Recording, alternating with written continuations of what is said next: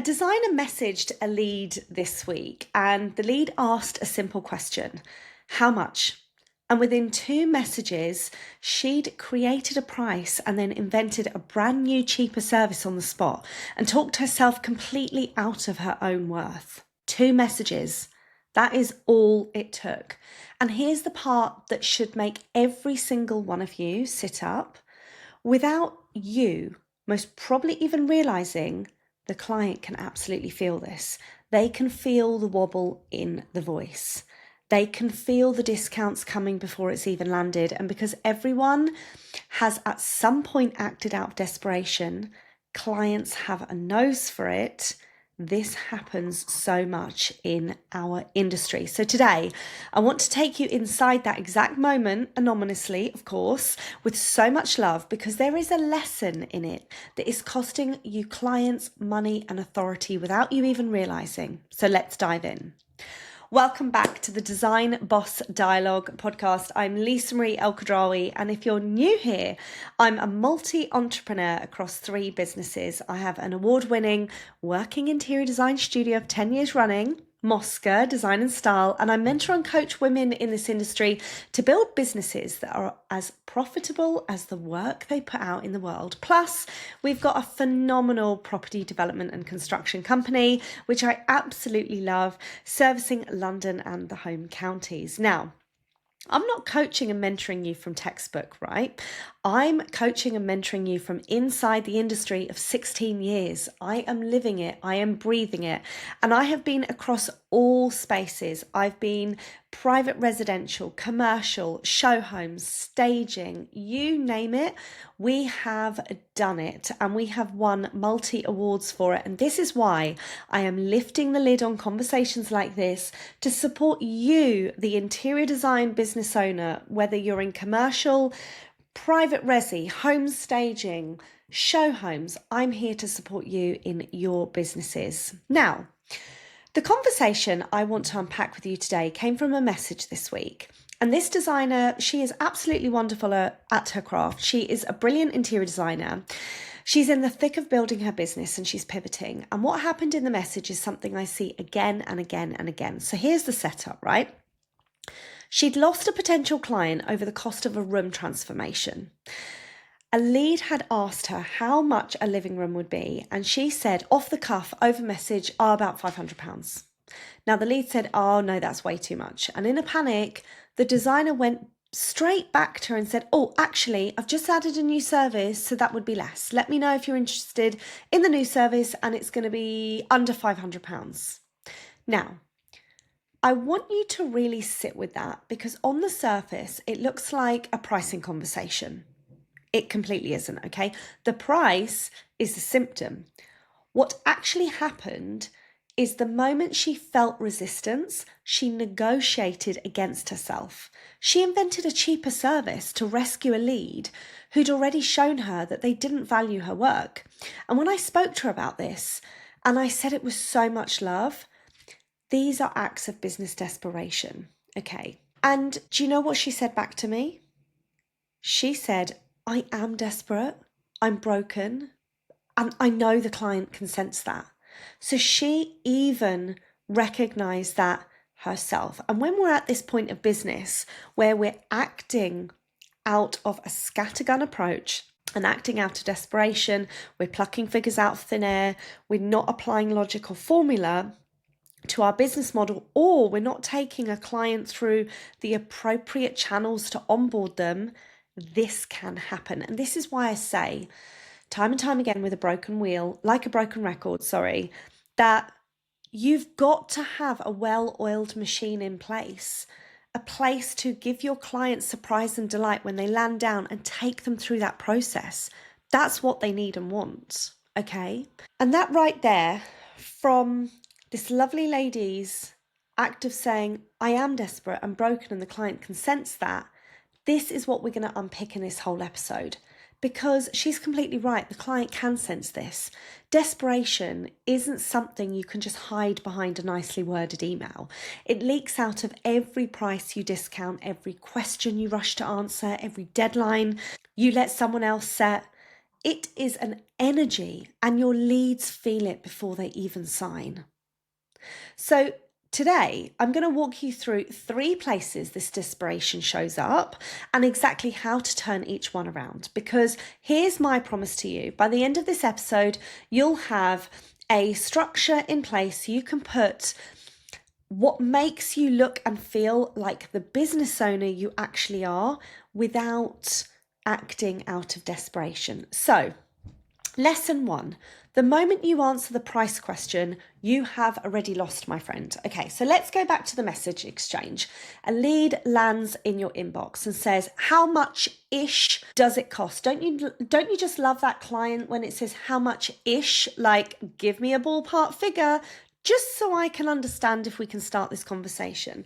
And I know what happens in your body. You can kind of feel this pull. Someone's asked you a question, so you have to answer it. Oh my gosh, I've got a lead, I have to answer it.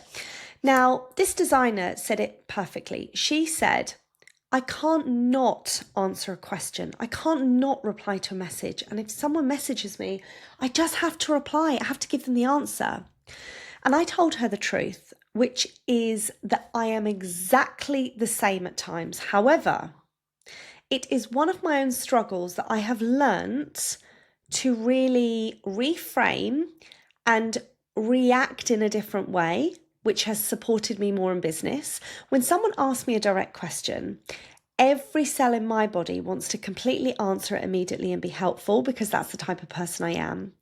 But that instinct, that lovely people-pleasing, helpful instinct, is the very thing that is potentially costing you. And there is a better way to deal with this. And we're going to unpick this together. Because as a business owner, you've got to learn to hold the gunpowder card back. Okay? You've got to learn that there is a process. So let me give you an analogy that I gave her, because I think this is going to stick with you. So imagine you walk into Topshop. Okay, you walk into Topshop on the high street and you march up to the manager on the shop floor and say, don't tell me the retail price. I want to know what you bought this whole rail for from the wholesaler. What's the trade price? Now, the manager is going to exactly know what they've paid for it because they mark up their clothes enormously. That's the business model that they do, across the whole industry, across the whole fabric trade, retail industry. But are they going to turn around and go, oh yeah, absolutely, here, have the whole rail for 50 quid. It's on, it's on trade. Of course not. They're going to smile and say, the price is on the tag and that's the price. You do not get to walk into someone's business and dictate the answers. There's a process. And if you want to work with me, we go through that process. So these particular clients, they don't get to frog march into your business and demand an answer on the spot. So here is what that looks like in practice. And I want you to actually use this. When a lead asks for a price over a message or an email, you don't just give a number. You say, this is my booking procedure, and I'd love to talk you through the project. I'd be delighted to jump on a free 25-minute, 30-minute discovery call so I can really understand what you're trying to achieve and make sure if I'm the right fit to support you in your interior design journey. That's it. That's the whole reply. And if they ask again, you say beautifully and warmly, as a business owner, thank you so much for that question. It's exactly the kind of thing that we're going to discover on the discovery call, and you leave it there. You put your links below. Now, if they're a red flag client, they are going to do this. They are not going to tap that link and book. If they're a genuine client that generally wants to work with you, they're going to click the link, they're going to book, and they're going to meet you on the discovery call. So that's instantly how you know who a red flag client is. Because think about what the discovery call actually does for you. It gets you in front of them. You get to see the whites of their eyes, as I always say, because it's so good to feel the energy of the other person. And you get to take them through your process from inquiry all the way through to the end result. And you get to position that on the discovery call. You get to set the tone of the discovery call, and you get to allow them to see how good you are at your craft. You then position a paid consultation at the end of it. And it's a rinse and repeat system you run every single time, not a thing you reinvent in a panic when someone flinches at a number or someone asks you a sporadic quick question. And here's the kicker. By blurting out, about £500 over a message, the designer didn't just give away a number, she gave away her justification for a consultation fee. She downgraded herself before the relationship with that client had even started. So she set a precedence and not the one that she wanted.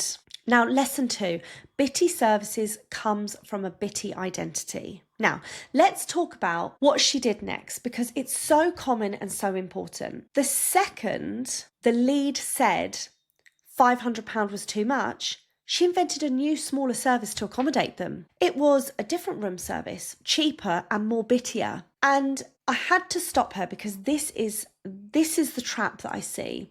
When we start carving little services out to accommodate every individual person who hesitates, all we're doing is creating bitty services.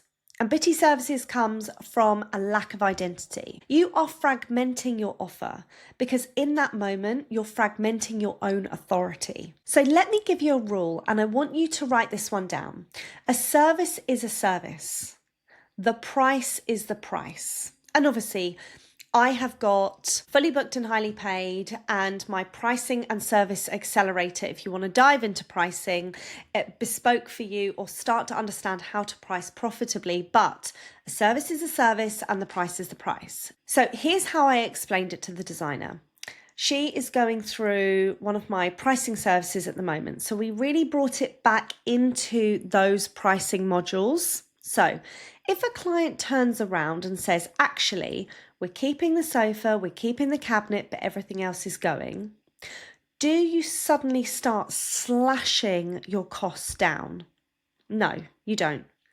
You say, absolutely fine. It doesn't change the price. If anything, it's more work because now I've got to survey those pieces, document them, and source around them so the whole scheme still aligns. The same is true for e-design. If someone wants an e-design service, the price is the price. The offer is the offer. You get up to a certain number of furniture items, a set number of accessories, paint colours, wallpaper options, a pendant, a table lamp. Whether the client keeps some of their existing pieces or not does not change the price. You don't go, oh, well, it's not going to be a full e-design service. It's only part of the room. So actually, we'll create a new service and we'll cut it all in half. The designer that I spoke to raised something really honest here, and I want to share it because so many of you are going to relate to this. She said she's been moving away from e-design altogether. She didn't really enjoy working on homes that she couldn't actually see in person, and she didn't like waiting on clients to send loads of things over. She wants to be in the thick of people's homes, in the rooms, doing the in-person work. And she had a conversation with someone earlier on in the week who said, why don't you just throw that back in?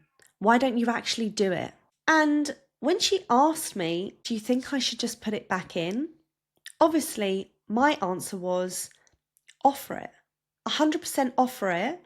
But offer it as a proper structured service if it feels aligned and right to you.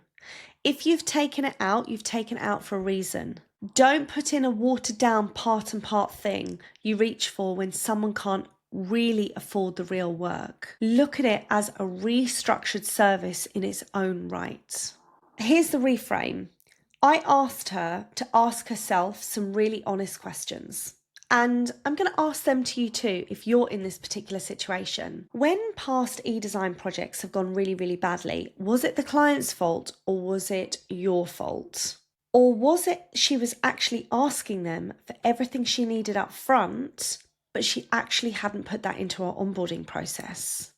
Was she asking for photographs of all 4 walls, a wide angle shot, the window shot? Was she asking them to mark up the lightest and darkest points in the room? Was she asking for the full dimensions? Because if you haven't asked the client to do all of the prep work and you haven't given them a proper intake process, then you've set yourself up to fail from the very start. You didn't have the right materials to work with. So of course you're going to resent the client when it doesn't actually give you the right things to kick off the project with. Now, that's not the client being difficult. That's an identity gap in your system. So you've then got to go in and address how that system actually works. And this is another thing I see in the industry, is that we time and time again create a service, but we don't actually allow ourselves to properly put the systems in place. So the structure I gave her was this. Your full interior design service is your crown jewel. It's like the Dalai Lama of your office suite. It's your absolute everything. Your full in-person interior design service is like, oh, this is what they go for. And your e-design sits beneath it as your beautiful, accessible entry-level option if you want to. You get what you pay for. And this is the clever part, you can add bolt-ons if you wish. If a client is within, say, 15 miles of your postcode, they can pay an additional survey fee. They can pay an additional service fee of $300 or $400 for you to come out and actually survey the room in person and do that onboarding process for them. But that's just a paid bolt-on. The rest of the service is remote. You don't get to speak or see the designer. And it's not you going, oh, you're local, let me just pop round for free. That free pop round is a full interior design service in disguise.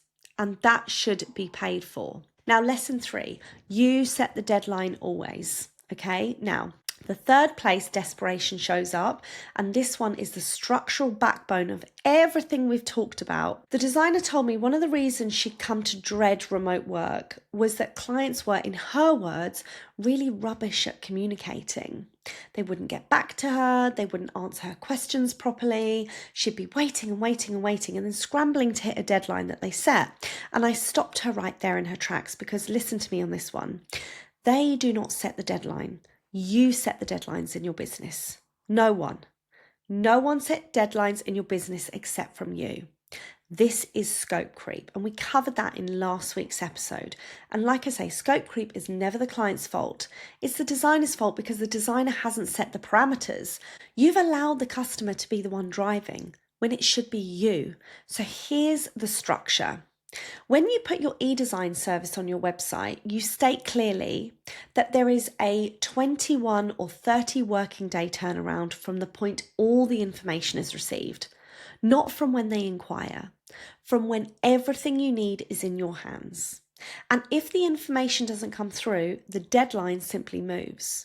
You message them warmly and firmly and say, hi, we've not received all of your information. Your service can't begin until we have absolutely everything.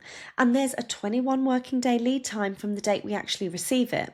Here's what's still outstanding, and that's it. You've already got their money. They've paid up front, and we're going to come to that in a minute.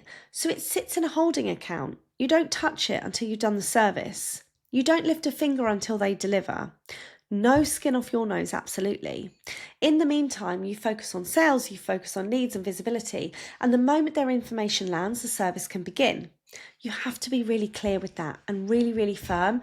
And yes, you have to be cutthroat, because this designer said to me, I just want to itch to get going. And when they don't provide the information, I really want to get going with it. And it really can frustrate me. And I've said to her, but you've got so many other things to be getting on with. If the client's paid and they're not giving you the information, it just sits there, like I said, and you chase and you chase and you don't start anything till you've got it. You've got 1,000,001 other things as a business owner to be doing. And this flows straight into how you take payment, because the deposit structure is a boundary too. Now for e-design, I always say to all of my clients, anything under £1,000 or anything just slightly over, you take 100% of the payment up front. It's a remote service. If you want it, you pay for it in full.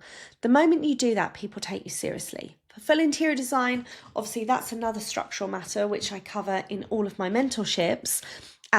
Even with bigger projects, house build designs, all of the payment structures within that, and we won't get into that into today's podcast. However, if it's an entry-level e-design, it's paid in full every single time. Now, I don't want you to hear all of this and think the answer is just to be really, really rigid and lose the work. So let me tell you about another designer I've worked with, because she shows you the other path.